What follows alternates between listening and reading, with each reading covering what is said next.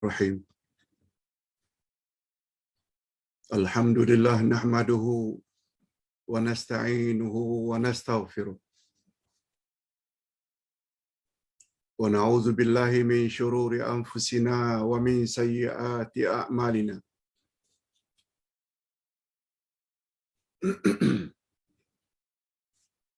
Man yahdihillahu fala mudilla lahu wa man yudlil fala hadiya lahu.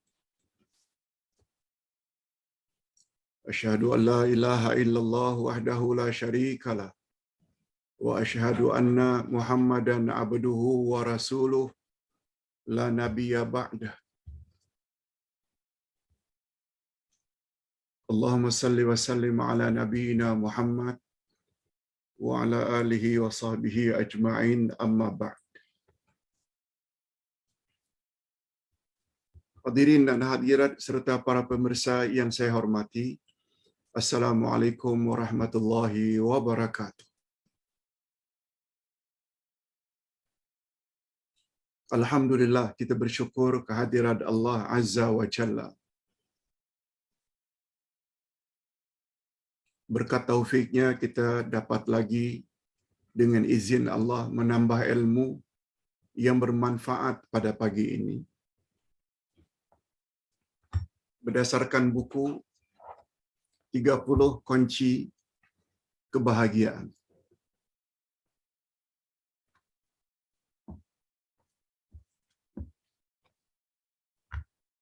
Pada pagi ini kita akan belajar kunci yang ketujuh, yaitu berbuat baik melegakan jiwa. Jika kita berbuat baik, kesannya jiwa kita menjadi lega, happy, gembira.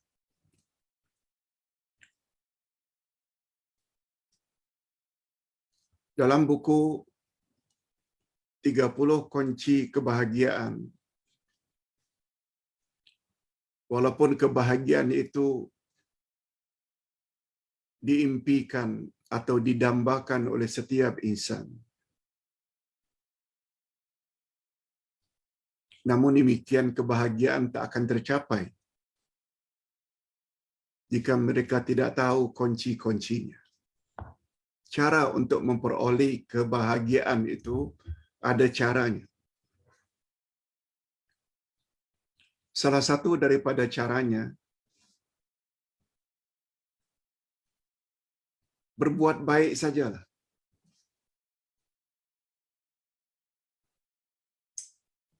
Orang berterima kasih atau tidak berterima kasih, jangan peduli. Malah kebaikan yang kita sampaikan, kadang-kadang kita dicemooh, kita dicaci. Sabar.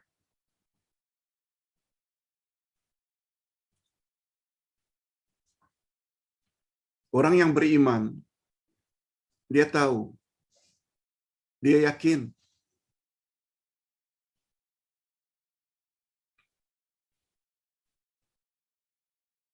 setiap kebaikan yang kita lakukan, jika ikhlas lillahi ta'ala dan tidak bercanggah dengan syariat Nabi Muhammad sallallahu alaihi wasallam, Allah akan beri ganjaran di akhirat nanti. Pahala yang berlipat ganda dan syurga. Itu sebabnya orang-orang yang beriman apabila dia berbuat baik dan dia yakini kebaikan yang dia buat itu memang ada asasnya, memang ada dalilnya dari Quran dan Sunnah, dia akan rasa happy, lega. Sebab apabila dia tidak menyampaikan, dia akan menemui masalah di akhirat nanti.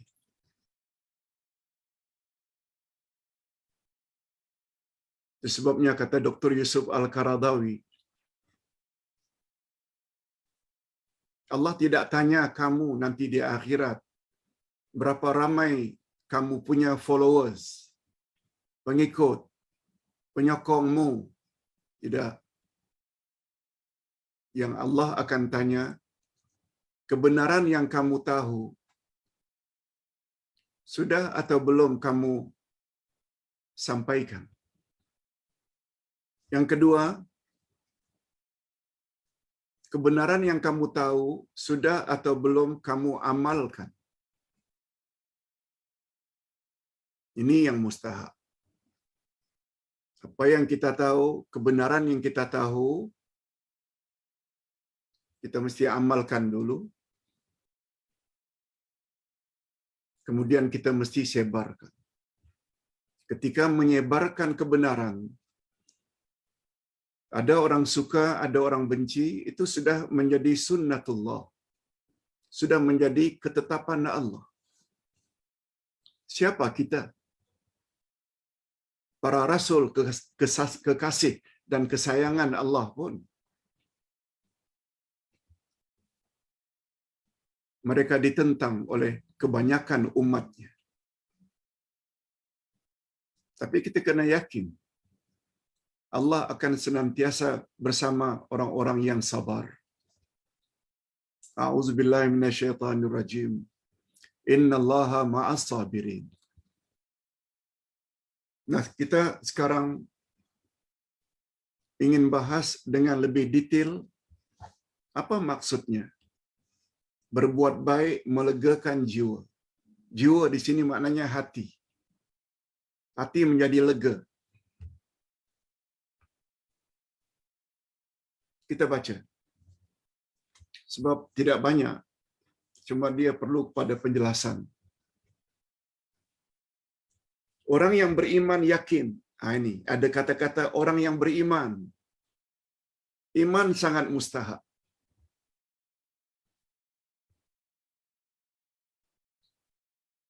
Dan karena iman itu adalah akidah,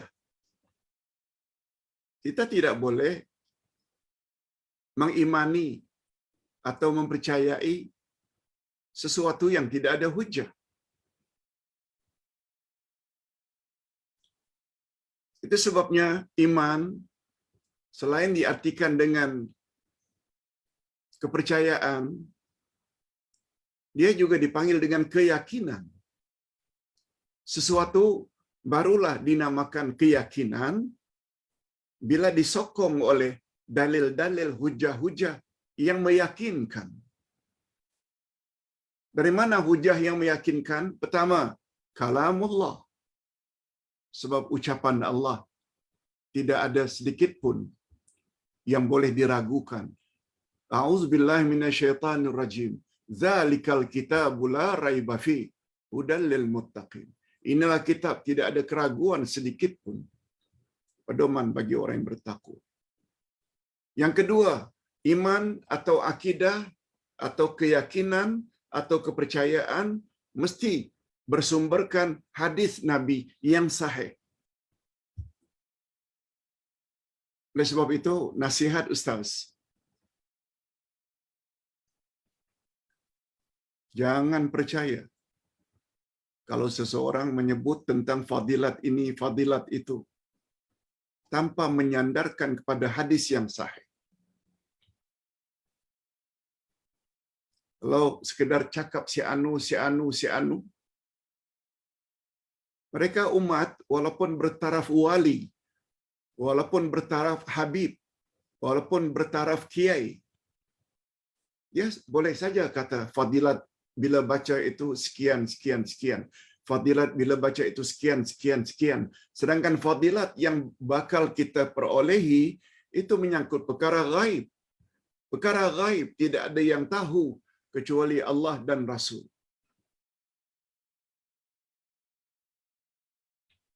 Sebab ghaib terbagi dua, ghaib hakiki, ghaib yang sebenar-benarnya, seperti bila kiamat akan terjadi, bila seseorang akan mati, di bumi mana kamu akan dikuburkan, bagaimana akhir hayatmu, kamu mendapat husnul khatimah atau sebaliknya su'ul khatimah, itu hanya ada dalam ilmu Allah. Itu namanya ghaib hakiki. Yang kedua namanya ghaib idhafi, ghaib tambahan. Nah, ghaib tambahan boleh diketahui oleh Rasulullah, oleh Nabi. Bila Allah ingin menyampaikan kepada para nabi melalui wahyu. Seperti tanda-tanda dekat kiamat. Disebut oleh Nabi begini, begini, begini. Yang itu juga boleh. Cuma itu dalam kategori ghaib idhafi, ghaib tambahan. Bukan cakap si fulan, si fulan, si fulan. No. Ustaz ulang sekali lagi. Orang yang beriman yakin dengan janji Allah. Innallaha la yukhliful mi'ad. Allah tak pernah mungkir janji. Ayat 195 dari surat Ali Imran.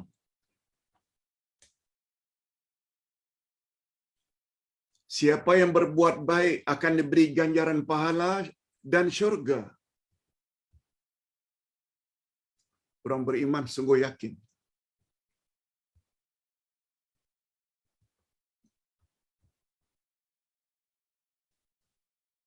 Oleh sebab itu dalam mereka coba amar ma'ruf nahi mungkar, membetulkan keyakinan-keyakinan syirik dan khurafat yang berlaku dalam masyarakat. Membetulkan cara mereka beribadat, tidak ikut cara Rasul. Lalu mereka larang, itu nahi mungkar. Walaupun mereka akan mendapat cemoohan, cacian, mereka tak akan peduli. Sebab bagi mereka, reda Allah lebih utama dari reda manusia. Sebaliknya, siapa yang melakukan dosa akan mendapat sebaliknya murka Allah dan neraka. Dengan kata lain, kalau ada orang yang rasuah, merasa tenang saja, tak merasa bersalah, makan duit rakyat, anak-anak mana yang suka mengasari dan menyakiti hati ibu bapa, dia layak mendapat murka Allah. Sebab Nabi bersabda, ridallahi ala ridal walidain wa sakhatullahi ala sakhatil walidain atau kama qala. Reda Allah sangat tergantung sampai di mana reda ibu bapakmu padamu. Murka Allah juga sangat tertakluk kepada murka ibu bapakmu padamu. Macam mana anak yang mengasari mak bapak, durhaka mak bapak, menyakiti hati mak bapak boleh hidup tenang? Kalaupun merasa hidup tenang, maknanya dia tak ada iman.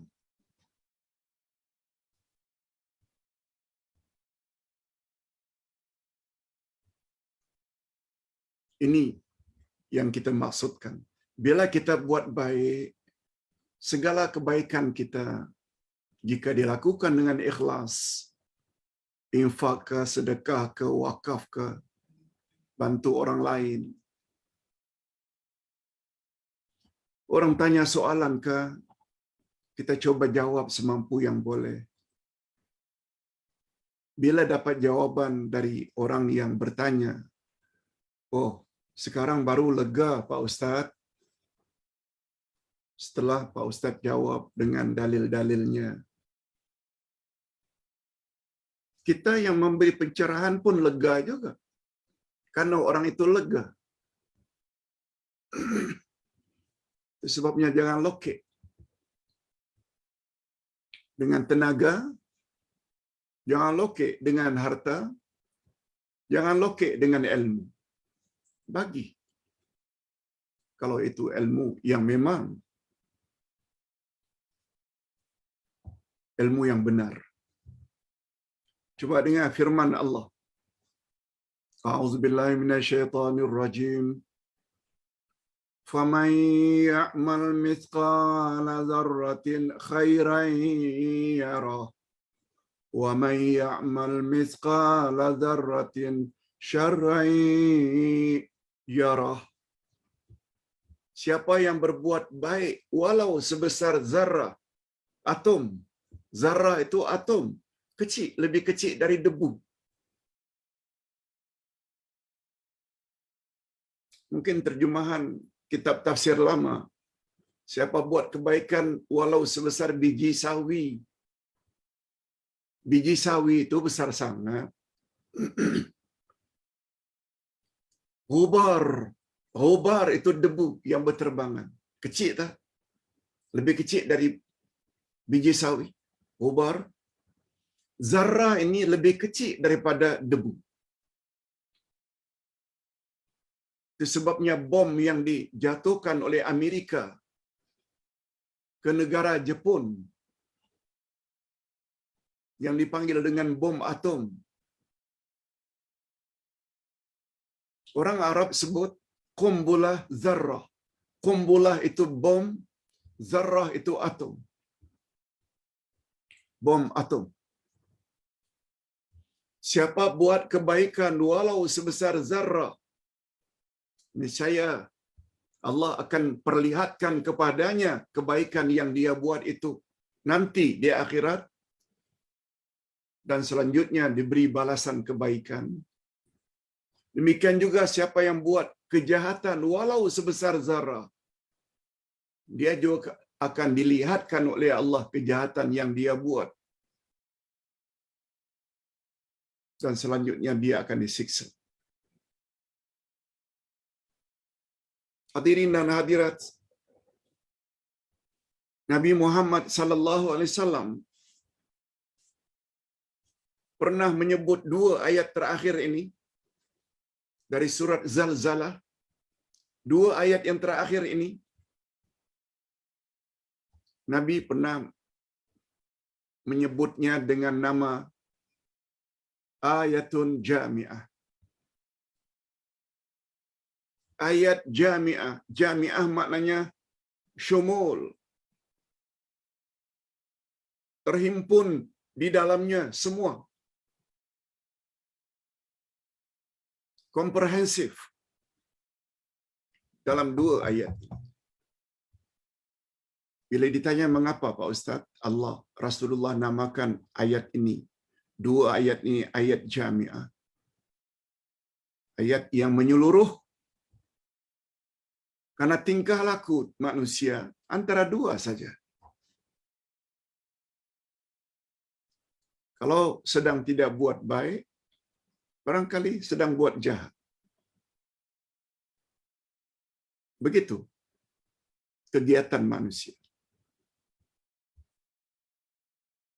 Walaupun nampaknya amalan itu boleh,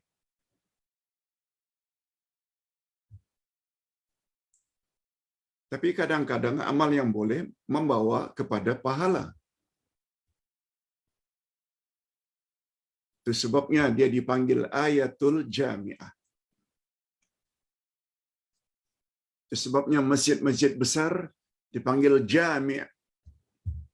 Biasanya masjid yang ada padanya salat Jumaat.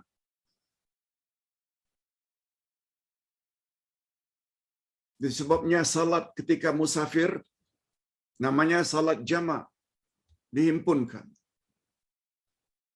Itu sebabnya laki-laki, wanita, suami istri bergaul dinamakan jima'. Bergaul. Mesti berdua. Itu sebabnya mengapa universiti dipanggil Al-Jami'ah. Karena berhimpun student, mahasiswa, mahasiswi. Jadi kalau ayat ini dipanggil ayat Jami'ah, ayat yang terhimpun di dalamnya. Sama ada kebaikan atau sebaliknya kejahatan.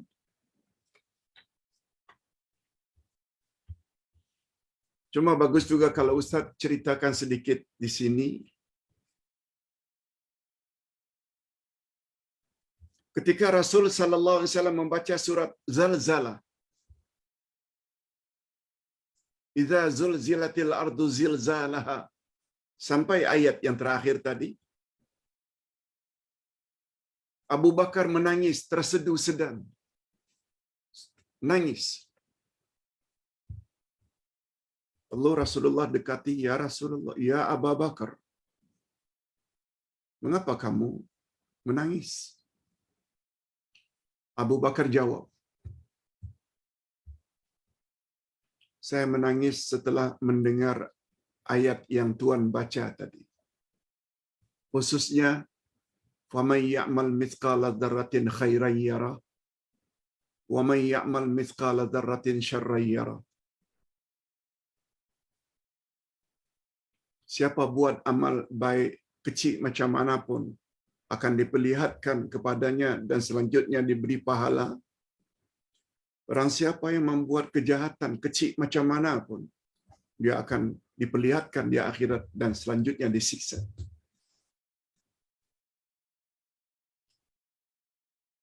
Oh, begitu.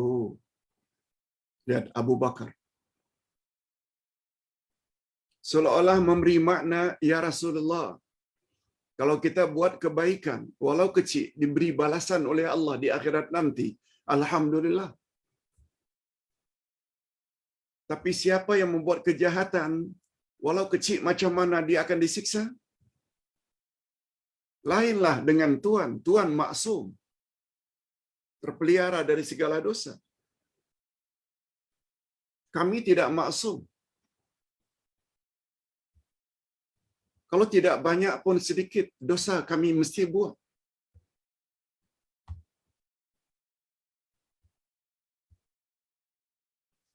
Ini yang membuat saya menangis, ya Rasulullah.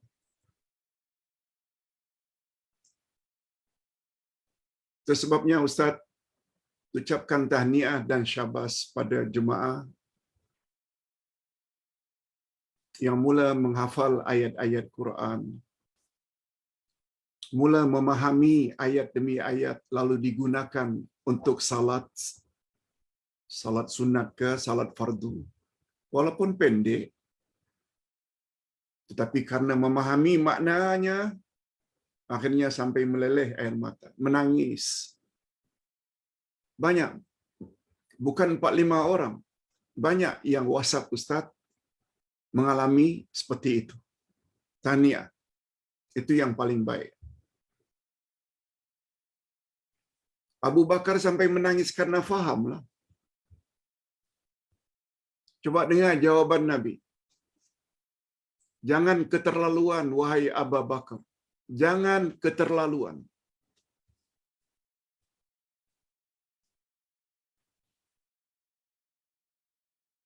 Sebab kata Nabi, apabila manusia di atas muka bumi ini semuanya berbuat baik, tak ada satu pun yang berbuat jahat, niscaya Allah akan ganti umat ini dengan umat yang lain.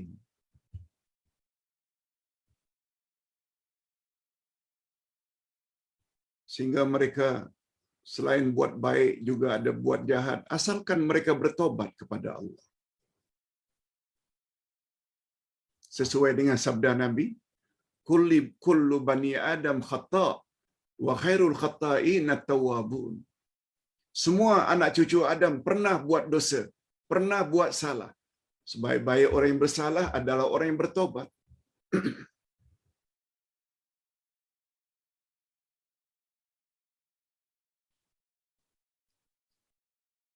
Cuma harapan Ustaz, jangan ya jadikan hadis itu seperti green light, memberi berita gembira. Buat jahatlah sekali-sekali, no problem. Bukan itu. Dia tidak bermaksud begitu. Selanjutnya kata para sahabat, Nabi juga pernah membezakan antara mukmin dengan munafik. Orang beriman macam mana kalau berdosa? Orang munafik macam mana kalau berdosa?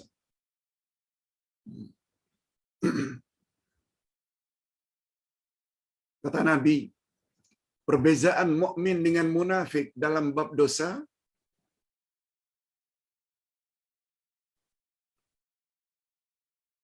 orang mukmin apabila mereka terlanjur melakukan dosa, mereka lihat dosa yang mereka lakukan itu bagaikan gunung yang akan menghempap di atas kepalanya. Atas sebab itu, bila mereka merasa telah melakukan dosa, bersalah, mereka segera tobat. Adapun orang munafik tak macam itu. Adapun orang munafik apabila dia melakukan dosa, walau besar macam manapun dosa itu, dia lihat dosa-dosa yang dia lakukan itu bagaikan lalat yang hinggap di batang hidungnya.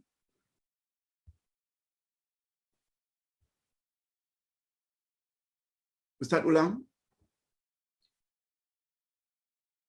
Wahai Abu Bakar, andai kata umat manusia ni semuanya berbuat baik, tidak ada seorang pun yang berbuat dosa, niscaya Allah akan ganti umat akhir ini dengan umat yang lain yang mereka berbuat baik tapi juga terkadang-kadang melakukan dosa, sebab mereka bukan hanya diberi oleh Allah akal tapi juga nafsu, hanya saja mereka segera taubat.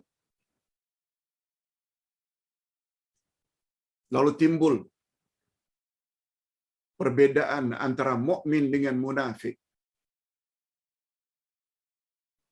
Mukmin apabila buat dosa, walau kecil macam mana pun dosa, dia lihat dosa itu bagaikan gunung yang akan menghempap dirinya. Takut. Sehingga segera tobat.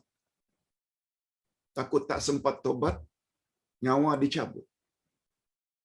Tetapi orang-orang munafik, dia melihat dosa besar macam mana pun dosa, tak ubahnya bagaikan lalat yang hinggap di batang hidung. Betul tak? Menghalau lalat cukup dengan isyarat saja, dia akan lari. Maknanya, orang munafik bila buat dosa, tak ada rasa takut.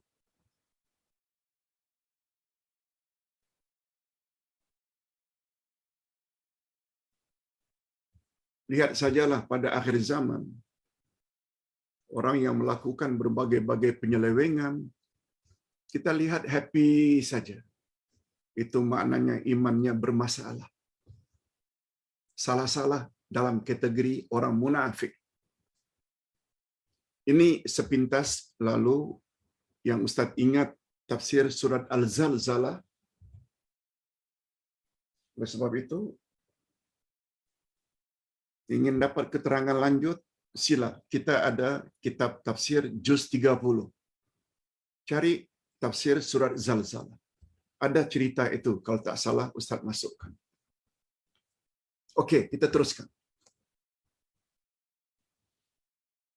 Lanjutan daripada keyakinan bahawa Allah Subhanahu wa taala mencintai. Allah Subhanahu wa taala mencintai dan redha kepada orang-orang yang berbuat baik. Dan dijanjikan pula akan mendapat ganjaran yang besar di akhirat nanti.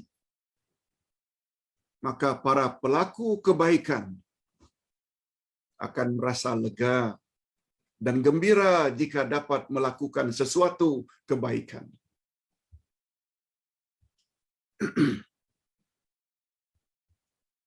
Hadirin dan hadirat, bila kita ingin menyumbang sesuatu, untuk masjid ke, untuk tahfiz ke, untuk anak yatim ke, jangan merasa terpaksa. Lakukan dengan ikhlas. Lakukan dengan ikhlas. Lakukan dengan ikhlas. Apalagi Nabi Muhammad sallallahu alaihi wasallam pernah bersabda, yaqulun nasu mali mali mali. Manusia selalu berkata, itu hartaku, itu hartaku, itu hartaku.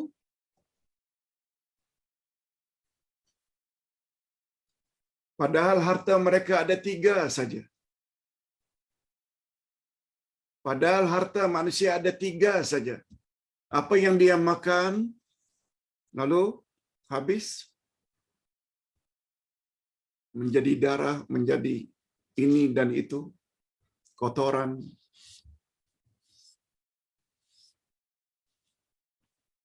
Yang kedua, apa yang dia pakai lalu lusuh, itu harta dia.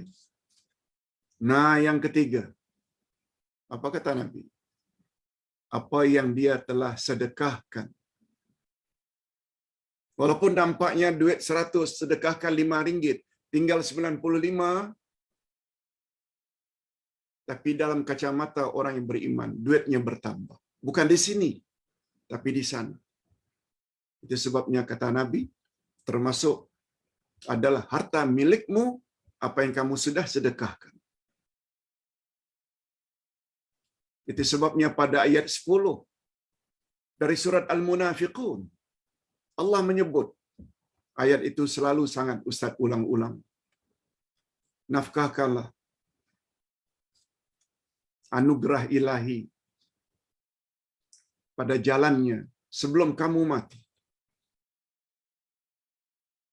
Jangan sampai jadi orang yang apabila dah dekat mati, lalu berkata, oh Tuhan, tolong lambatkan kematianku walau sebentar, supaya aku boleh bersedekah dan beramal saleh. Fa asaddaqa wa akum minas salihin.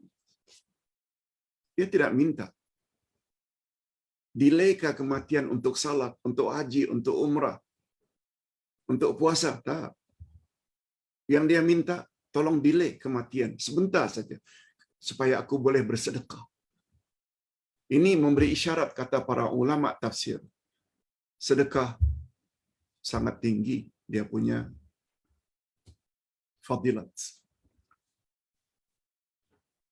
Rasulullah sallallahu alaihi wasallam bersabda, menguatkan lagi perkara ini. Khairun nasi anfa'uhum linnas. Sebaik-baik manusia adalah orang yang paling banyak memberi manfaat kepada orang lain.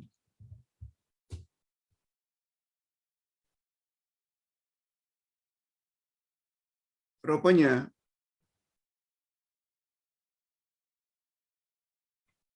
semakin banyak orang dapat manfaat dari keberadaan kita,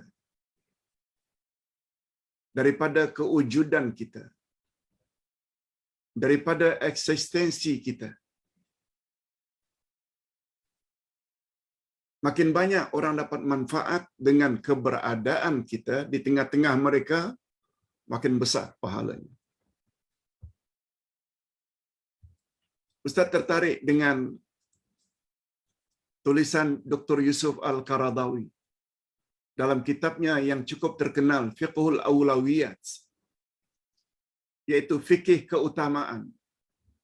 Di situ antara lain kata beliau, amal yang paling utama,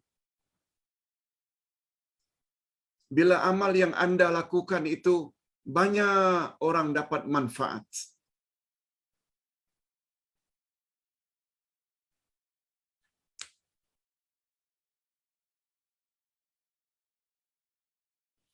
itulah di antara lain yang menggugah mengapa Ustaz bukan hanya ceramah saja, tapi juga tulis kitab. Sebab dia lebih lama. Bukan saja oleh orang yang hidup sezaman dengannya, penulis, tapi setelah dia mati pun mudah-mudahan ada yang baca. Selama itu pula, semakin banyak orang baca, semakin banyak ganjaran yang dia layak terima dari sisi Allah di akhirat nanti.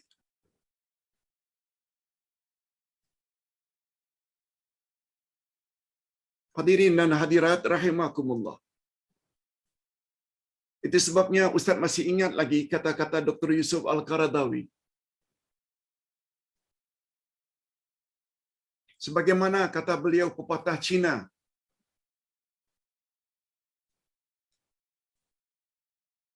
Ustaz pun baru tahu itu pepatah Cina rupanya, walaupun Kita biasa dengar.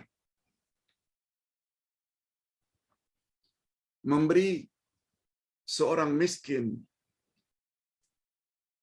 pancing adalah lebih baik daripada memberi orang miskin ikan.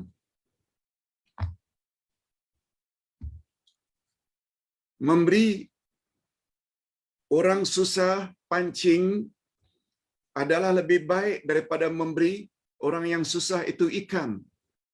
Sebab bila beri ikan, lalu dia makan. Sekali ke, 2 kali ke, 3 kali ke, paling-paling seminggu selesai. Tapi apabila dia bagi pancing, joran, bila dia bagi orang miskin itu jala atau jaring, alat-alat untuk menangkap ikan, itu lebih baik. Setiap dia gunakan pancing itu untuk memancing, bertahun-tahun, selama itulah orang yang memberi pancing akan mendapat ganjaran. Yes. Ini antara lain dalilnya. Khairun nas anfa'uhum linnas. Lebih-lebih lagi yang sudah pasti kebaikannya, yaitu Al-Quran. Apa kata Nabi dalam hadis sahih riwayat Imam Bukhari? Khairun nas man ta'allama al-Quran wa 'allamah.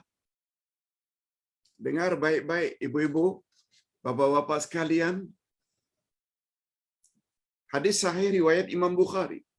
Sebaik-baik manusia ialah orang yang belajar Quran dan mengajarnya kepada orang lain.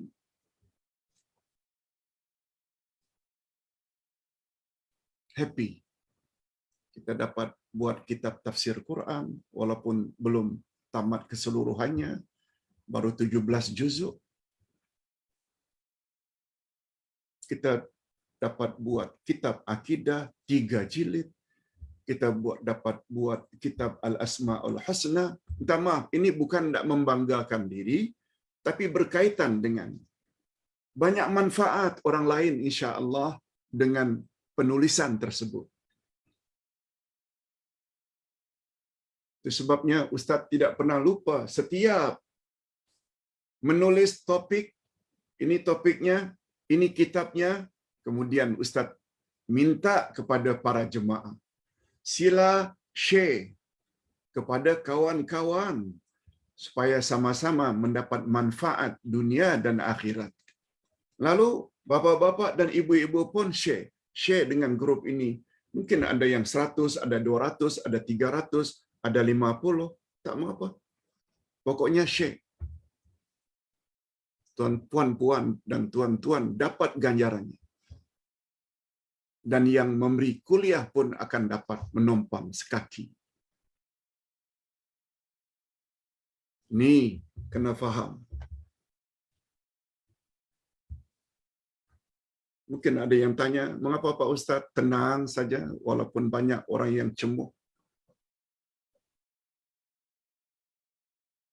Karena ada keyakinan itu. Hati ini lega. Bukan semua pun orang yang benci kita, orang yang sayang kita, orang yang dapat manfaat dari ajaran kita juga banyak dari sudut itu.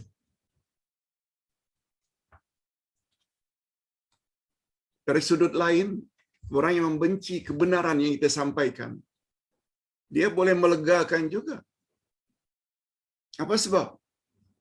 Di hadapan mahkamah ilahi nanti, kita yang menyampaikan kebenaran dikatakan sesat, bermakna kita telah dizalimi. Allah Subhanahu wa taala akan ambil pahala-pahala amal saleh mereka yang menuduh kita yang bukan-bukan, dan Allah akan bagikan kepada kita sebab kita telah dizalimi.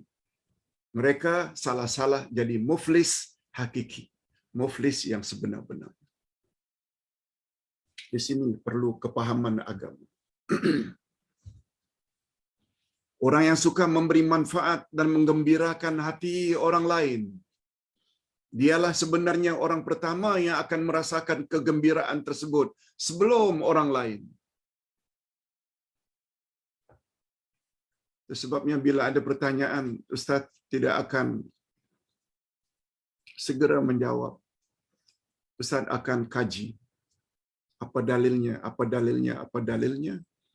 Dan bila dapat dalil, Ustaz akan sampaikan. Ketika itu pun kita dah gembira dah. Dapat menyelesaikan masalah jamaah.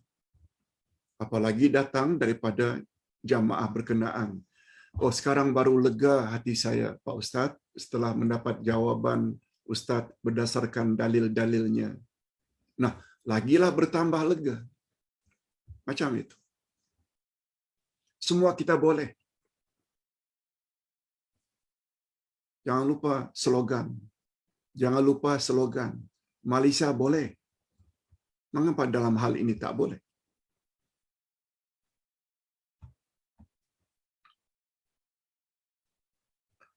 Dia langsung dapat memetik hasil usahanya yang terpuji itu. Hatinya menjadi lega, tenang dan tenteram. Oleh itu, jika kamu dirundung rasa gelisah atau gundah, maka bersegeralah kamu melakukan perbuatan yang ma'ruf. Ma'ruf maknanya perbuatan yang baik dan kebajikan. Tolong sana, tolong sini. Semampu yang boleh. Niscaya kamu akan mendapat kelegaan dan keselesaan. Bantulah orang yang teraniaya. Tolonglah orang yang ditimpa musibah. Berilah makan orang yang kebuluran. Ziarahilah orang yang sedang sakit. Niscaya hidup kamu akan diliputi oleh keberkatan. Perbuatan yang baik bagaikan minyak kasturi. Perbuatan baik yang kita lakukan, dia bagaikan minyak kasturi yang sangat harum. Ia berguna bagi orang yang memakainya. Dia berguna bagi orang yang menjualnya. Dia juga berguna bagi siapa yang membelinya. Minyak kasturi.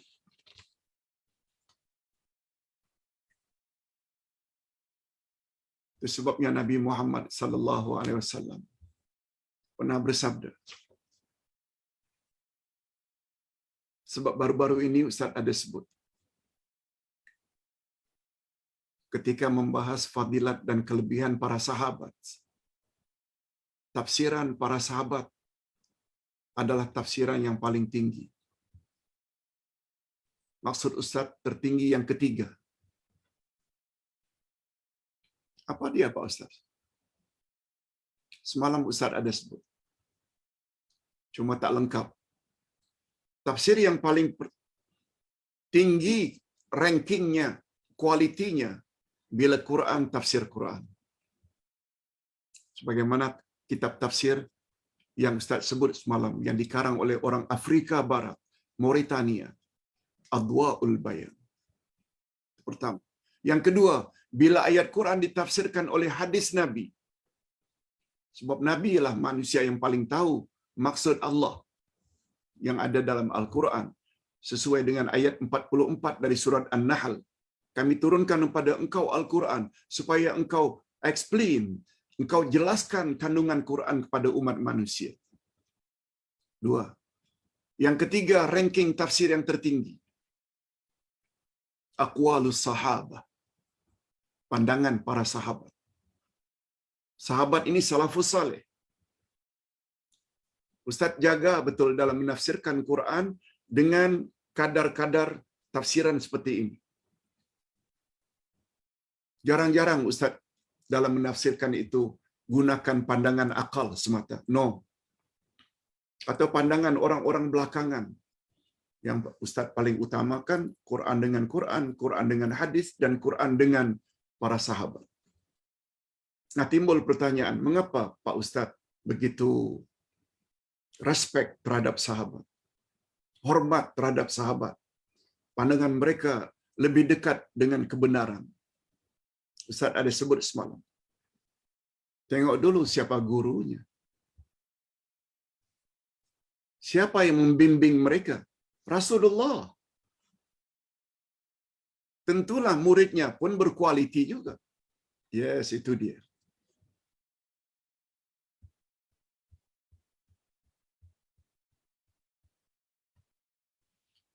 Nabi sallallahu alaihi wasallam juga supaya memilih kawan dekat kita, teman.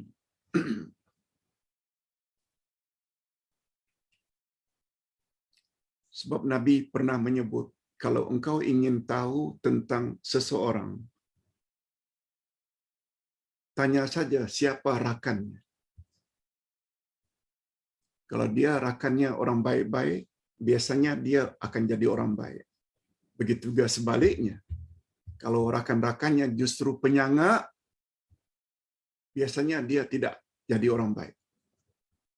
Nah, hadis yang lain pula. Apa kata Nabi? Berkawan dengan orang baik, tak ubahnya seperti berkawan dengan penjual atar, perfume, minyak wangi. Berkawan dengan orang-orang jahat, tak ubahnya kamu berkawan dengan tukang welding. Tukang welding yaitu tukang besi. Sambung besi dengan besi yang lain dengan api. Lalu Nabi selanjutnya menyebut, berkawan dengan orang baik bagaikan berkawan dengan penjual minyak wangi. Walaupun kamu tidak dapat minyak wangi, minimal kamu terhidu bau harum. Tapi bila kamu berkawan dengan orang jahat, tak ubahnya seperti kamu berkawan dengan tukang besi, tukang welding. Andai kata kamu tidak terkena pun percikan api, paling kurang kamu akan terhidu bau busuk. Itu sebabnya hendak pilih guru, tak boleh sembarangan. Carilah guru yang kita yakin. Ini bukan menghasut ya, tapi demi keselamatan kita. Dunia dan akhirat. Hadirin dan hadirat rahimakumullah.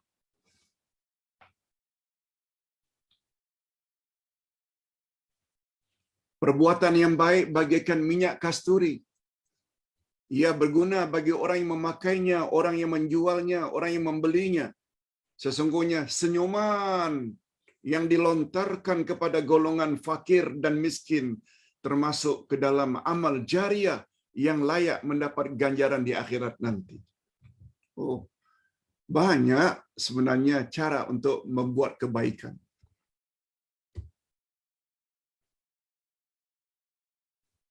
Nabi Muhammad sallallahu alaihi wasallam bersabda dalam hadis sahih,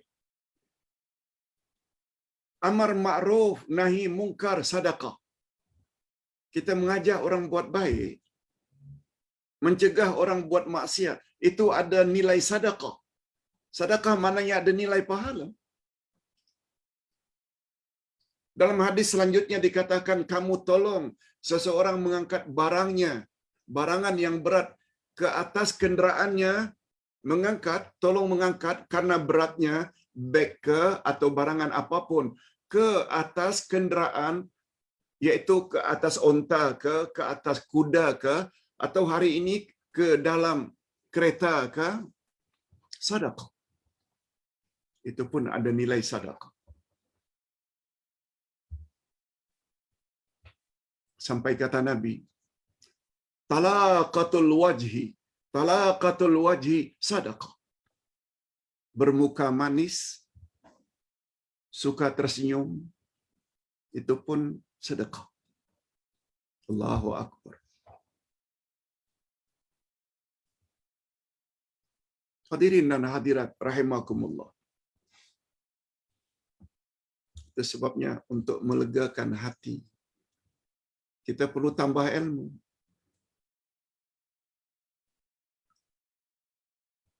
Dengan ilmu lah yang mendorong kita untuk berbuat sesuatu yang menguntungkan kita. Kalau tidak ada ilmu, umpamanya, reda ibu bapa reda Allah padamu sangat tergantung pada reda ibu bapakmu padamu. Murka Allah padamu juga sangat tergantung sampai di mana murka ibu bapakmu padamu. Bila dia tahu itu, dia tidak akan terus-menerus menyakiti hati mak bapak. Sebab terhalang reda Allah jika Anda tidak mendapat reda ibu bapa. Segera taubat, segera minta maaf. Andai kata mereka meninggal dunia, banyak-banyak baca Rabbighfirli wali walidayya warhamhuma kama rabbayani shaghira. Minta agar Allah kasihani. Dan mereka ibu bapa dalam kubur tahu dari anak mana yang mendoakannya. Sebab ada satu hadis riwayat Imam Bukhari.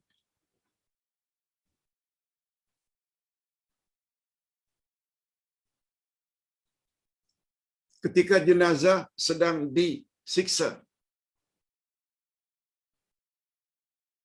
lalu terhenti siksaan itu. Lalu jenazah bertanya,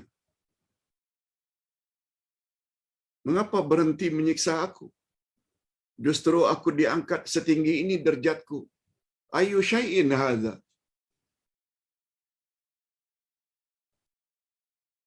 Malaikat menjawab, karena baru sebentar anakmu di atas muka bumi memohon agar Allah ampun dosa-dosamu. Yastaghfirulaka fid dunya. Sebabnya andai kata mak bapak sudah tiada, masih ada lagi peluang untuk berbakti pada mereka. Kita pernah sebut banyak doa kepada mereka,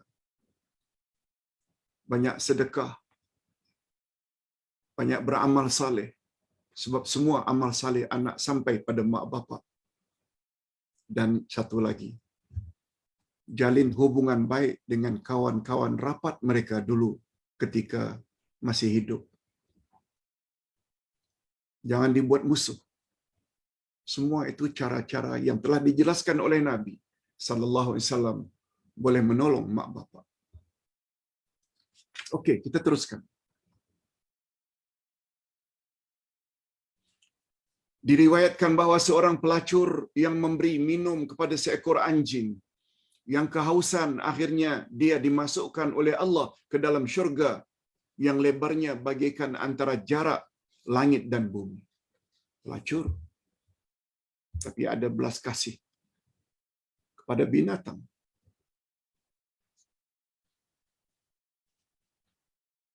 Pelacur tempatnya kalau tak tobat masuk neraka.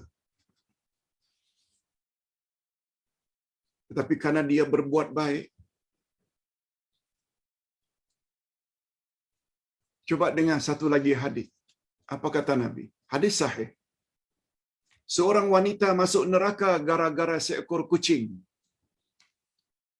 Kucing tersebut dikurungnya, tidak diberi makan dan tidak diberi minum. Akhirnya mati kelaparan dan kehausan. Lalu berbuat zalim terhadap kucing pun, binatang pun, neraka tempatnya. Oleh sebab itu bila pelihara ikan dalam akuarium, tak salah insya-Allah. Pelihara arnab, pelihara kucing, tak salah insya-Allah. Asalkan jaga airnya, oksigennya kalau akuarium, makan minum kucing, dia ada nilai-nilai tersendiri di sisi Allah. Apalagi berbuat baik kepada sama manusia.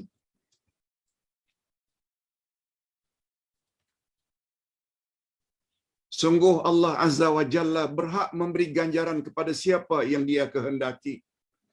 Dia Maha Pengampun, Maha Mensyukuri, Maha Indah. Dia sangat suka kepada yang indah-indah. Dia Maha Kaya, lagi Maha Terpuji. Ini kita dah belajar dalam Al-Asma'ul Husna. Wahai orang-orang yang sedang dilanda kesusahan, kecelaruan dan ketakutan, Marilah kita sama-sama menuju ke taman ma'ruf, ke taman kebaikan, yaitu taman yang penuh dengan aktiviti kebajikan. Sebagaimana anjuran Ustaz. Ustaz bina Masjid Fatimah Az-Zahra. Ustaz bina Sekolah Islam Terpadu El Yasin di Batam. Ustaz tak mampu melakukannya. Ustaz pelawa pada Jumaat. Ingin menyumbang, ingin bayar zakat dengan niat asnaf fi sabilillah, silakan. Alhamdulillah 1 sen pun Ustaz tidak akan manfaatkan untuk diri. Semuanya sebagaimana yang bapa-bapa dan ibu-ibu sudah saksikan, Sekolah Islam Terpadu El Yasin 2 kali berturut-turut setiap 5 tahun menjadi sekolah yang terbaik di Batam. Masjidnya Mafaza insya-Allah menjadi salah satu masjid terindah di Batam. Sedang bina asrama yang kita target 500, paling kurang 300 penghafal Quran duduk di situ. Tawaran ini bukan untuk ustaz seorang saja. Alhamdulillah berkat bantuan orang ramai secara ikhlas, ada RM50, ada RM50, ada yang RM1 pun ada tiap hari.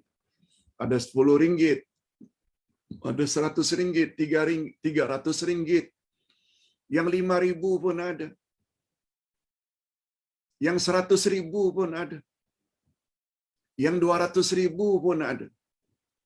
Akhirnya tersergam. Semua yang menyumbang itu akan dapat. Malah bukan hanya yang berkenaan akan dapat. Mak bapa atau nenek mereka juga akan dapat. Selagi sekolah dan masjid tahfiz itu terus berjalan. Ini maknanya. Itu namanya taman ma'ruf.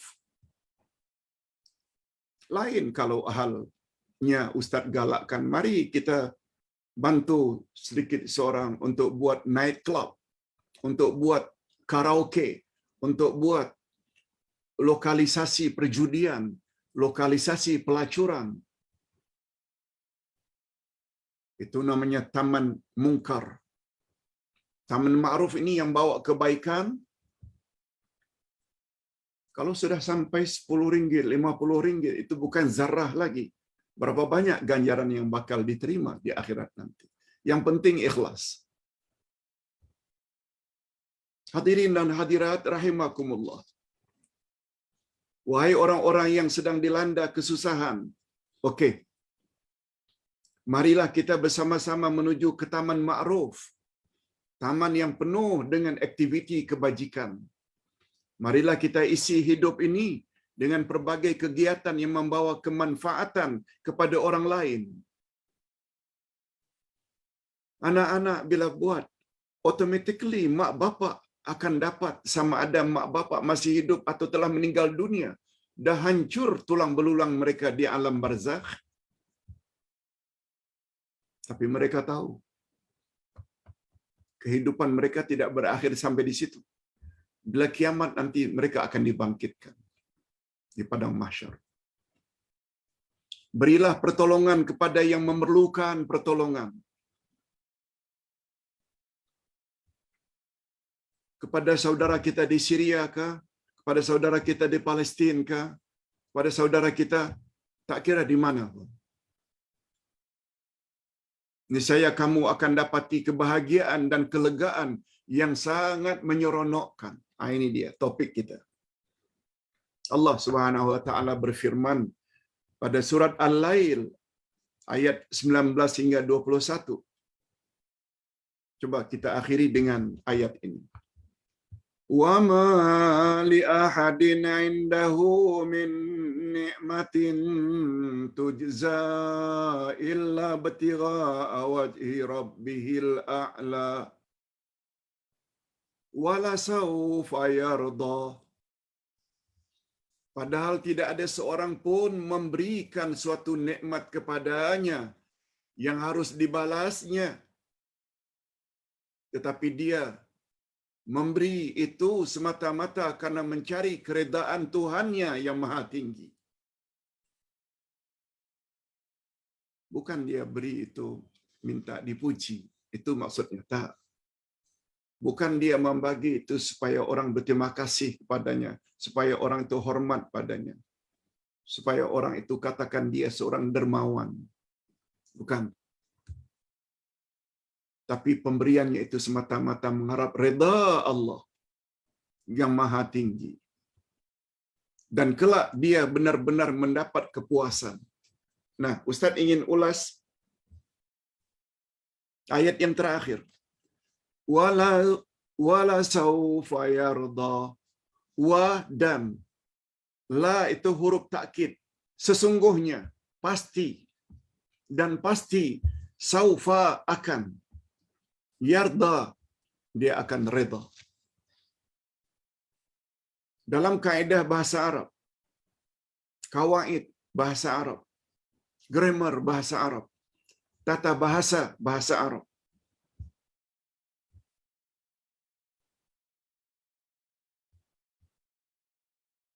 tak sama dengan kita.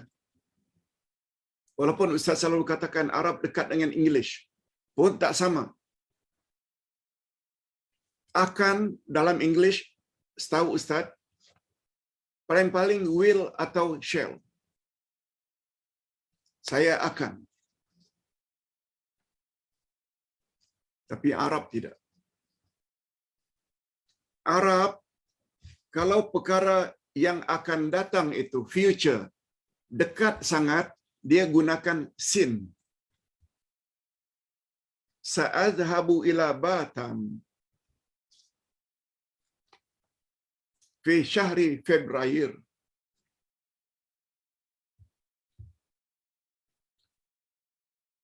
Sa'adhabu ila Batam fil usbu'il qadim. Sa'adhabu, saya akan pergi Batam next week. Okey, itu sa. Akannya dekat. Tetapi kalau Ustaz gunakan saufa adhabu ila Batam,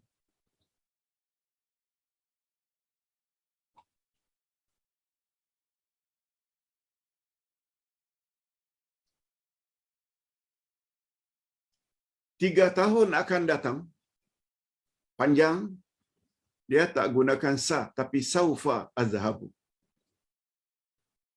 Cuma kata ulama tafsir,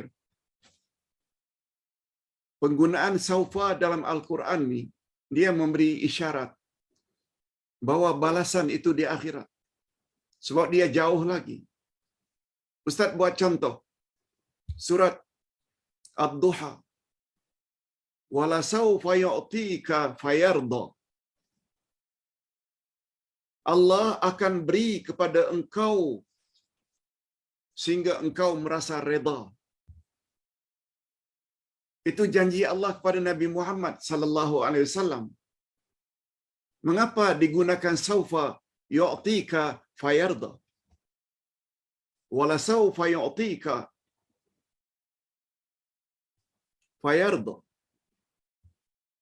Allah saufa akan memberi kepada engkau yu'tika fayarda, lalu engkau merasa reda. Ulama tafsir kata itu membawa makna Allah akan izin Nabi Muhammad pada hari kiamat untuk memberi syafaat dan pertolongan kepada orang-orang yang berdosa. Itu sebab digunakan saufa. Oleh sebab itu, apabila kita berbuat sesuatu semata-mata karena Allah Subhanahu wa ta'ala, wala saufa yarda, yang berbuat kebaikan itu akan merasa puas hati, reda. Akan di mana? Di akhirat, bukan di sini. Walaupun kadang-kadang di sini pun kita sudah merasakan lega hati kita, tenang hati kita. Barangkali ini yang dimaksudkan oleh Allah di dalam salah satu ayat. Ala bizikrillahi tatmainnul qulub. Ketahuilah, dengan banyak ingat kepada Allah, jiwamu akan tenang dan tenteram. Ingat, zikrullah itu bukan hanya zikrul lisan. Subhanallah, alhamdulillah, itu zikrul lisan. Yang kedua, zikrul qalbi. Hati ini senantiasa ingat kepada Allah.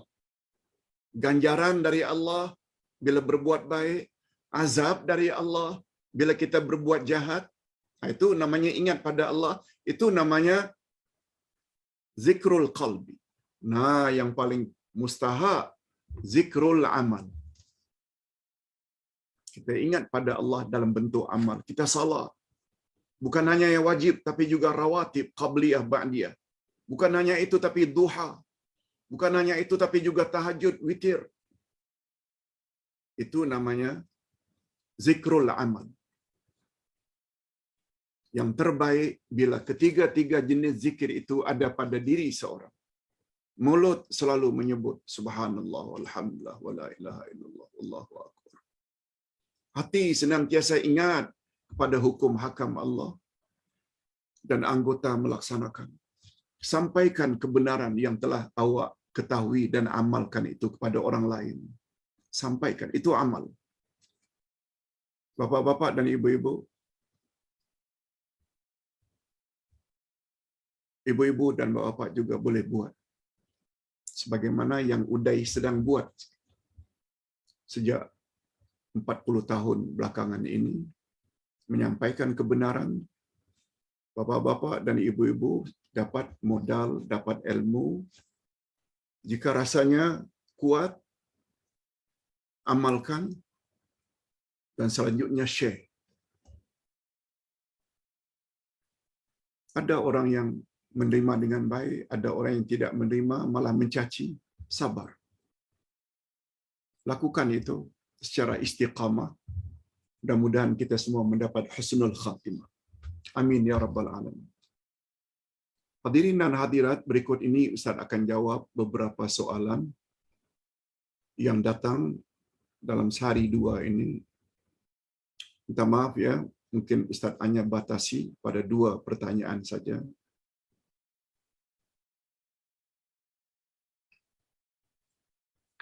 Pak Ustaz, mohon sedikit pencerahan. Anak kawan saya bekerja di London. Bekerja di London. Beberapa hari lepas, apartemen tempat tinggal anaknya terbakar. Tempat tinggal anaknya yang bekerja di London itu terbakar. Jadi sekarang anaknya sehelai sepinggang. Maknanya habislah dia punya harta. Istilah sehelai sepinggang ni maknanya yang dapat selamat hanya dirinya saja. Alhamdulillah ada jiran Muslim yang baik yang ajak dia tinggal bersama mereka. Sementara dia dapat cari tempat tinggal baru dan lain-lain. Ada tawaran dari jiran Muslim untuk tinggal bersama mereka. Soalannya yang di bawah ini.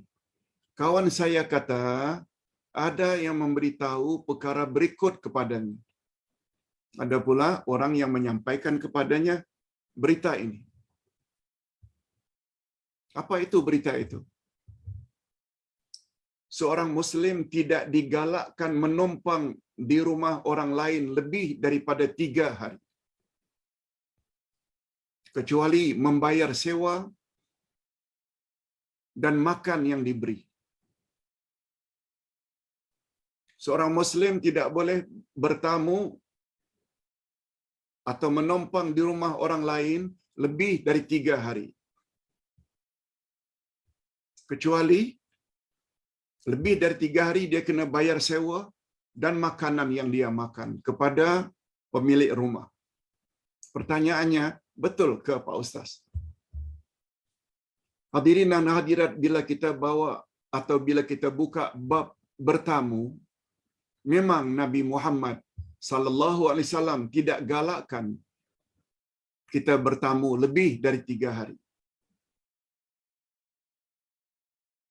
Tapi bagi Ustaz, kes ini bukan kes bertamu. Tuan rumah yang offer. Tuan rumah yang tawarkan, tinggallah rumah saya. Sehingga ada perkataan, sehingga awak dapat sewa rumah. Ini bukan bab tetamu. Kalaupun bab tetamu, hadis yang diriwayatkan oleh Imam Al-Baihaqi. Coba dengar. Ini dalilnya.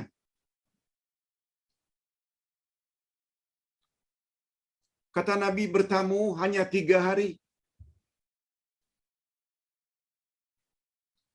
Lebih daripada 3 hari itu adalah sedekah.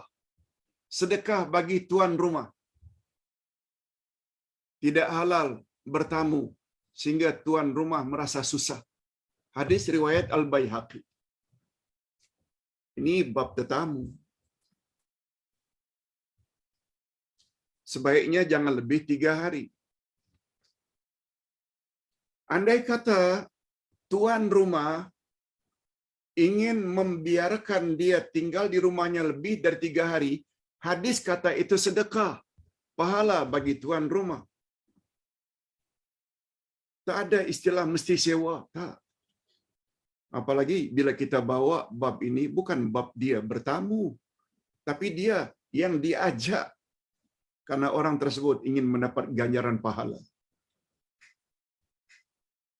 Apalagi Nabi Muhammad sallallahu alaihi wasallam pernah bersabda dalam hadis sahih, "Man kana yu'minu billahi wal yawmil akhir falyukrim dhaifahu." Barang siapa yang benar-benar punya iman pada Allah dan hari akhirat, hendaklah dia hormati tetamunya, dia muliakan tetamunya. Jadi tidak semestinya betul kata-kata teman puan itu bila lebih dari 3 hari mesti bayar sewa, tak timbul. Pertama sekali, dalil Ustaz, hujah Ustaz, dia dipelawa, di offer untuk tinggal. Lagipun tuan rumah kata, tinggallah rumah saya sehingga awak dapat rumah sewa. Mungkin 5 hari kemudian, mungkin seminggu kemudian, no problem. Cuma kalau boleh, bila dah dapat, pindahlah segera. Itu yang terbaik. Tapi mesti bayar sewa. Kalau tidak berdosa, tak timbul. Satu lagi pertanyaan.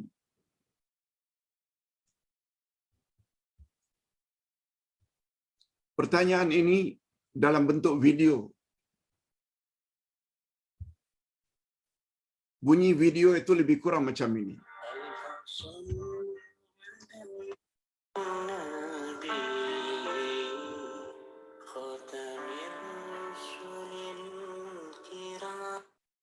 Siapa yang membacakan surat ini di setiap selesai wuduk 1 kali, Allah memberi pahala kepadanya seperti pahala ibadat 50 tahun. Sepanjang malam mendirikan salat, siangnya di setiap hari melakukan puasa. Sambungannya, Hadirin dan hadirat, videonya panjang, tapi Ustaz sudah tulis dah. Begini kesimpulannya. Seseorang dalam video tersebut telah menukil atau membaca sebuah kitab lama. Kitab itu bernama Al-Jawharil Mawhub wa Munbihatil Qulub. Muka surat 37. Pengarangnya Syekh Ali bin Abdul Rahman Al-Klantani. Bab yang diperkatakan adalah fadilat wuduk.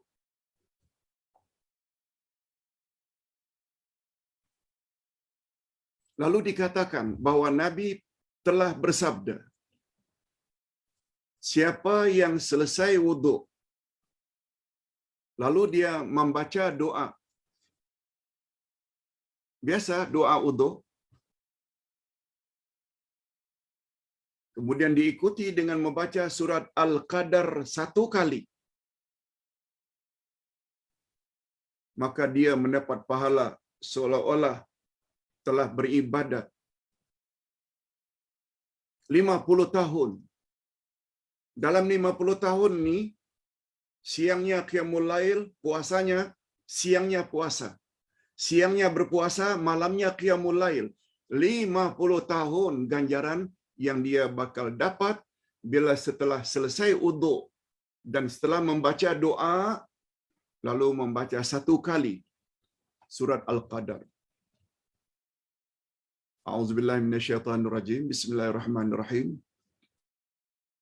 Inna anzalnahu fi lailatul qadar hingga akhir.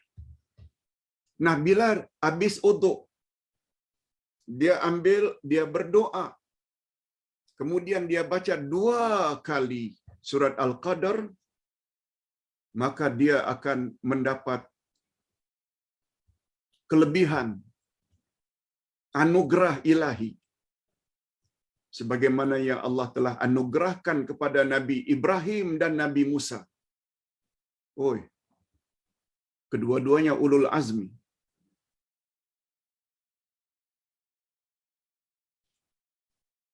Tetapi apabila dia setelah beruduk dan baca doa, baca pula 3 kali Al-Qadar. Coba dengar. Kata kitab tersebut, dibuka baginya 8 pintu syurga.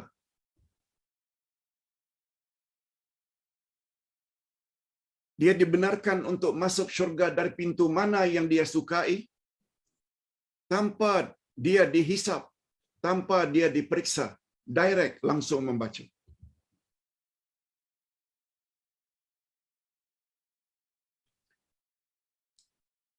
Cuma dalam buku tersebut disebut-sebut, demikianlah amalan Habib.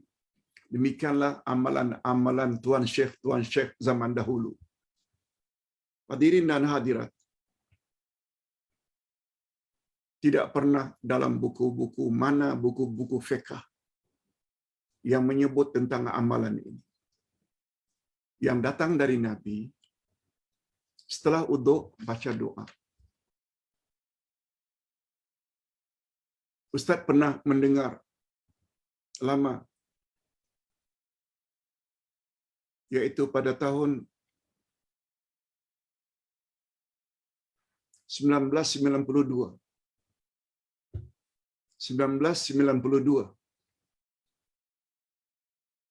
Ustaz ikuti majlis ilmu antara Maghrib dan Isya dalam Masjid Nabawi. Tuan Syekhnya, Ustaz masih ingat sebab beliau adalah salah seorang pensyarah di Islamic University. Syekh Abu Bakar Jabir Al-Jazairi. Ustaz masih ingat lagi. Kata beliau, apabila kamu selesai berwuduk, lalu membaca doa wuduk,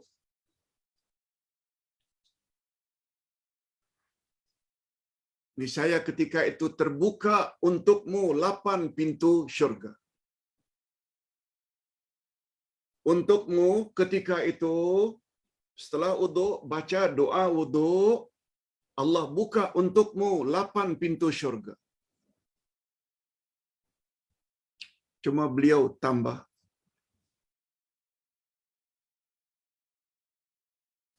demikian bunyi hadis Nabi,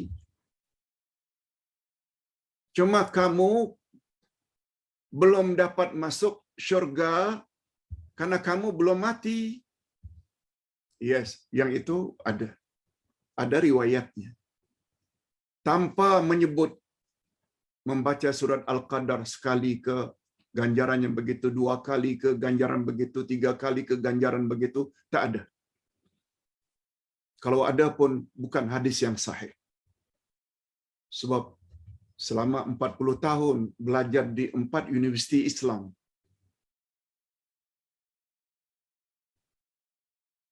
ketika mengkaji fiqh sampai bab wuduk, tak pernah disebut-sebut tentang fadilat membaca surat Al-Qadar sebegitu. Oleh sebab itu kekalkan saja. Setelah wuduk, jangan lupa baca doa. Sebagaimana guru ustaz pernah sebut, terdapat dalam hadis, ustaz tidak sempat untuk cari tadi hadisnya riwayat siapa, tapi ustaz yakin dia diajar dalam Masjid Nabawi yang mendengar orang-orang alim belaka, tak ada yang membantah. Kata Tuan Syekh, begitu selesai wuduk lalu baca doa, 8 pintu syurga terbuka untukmu.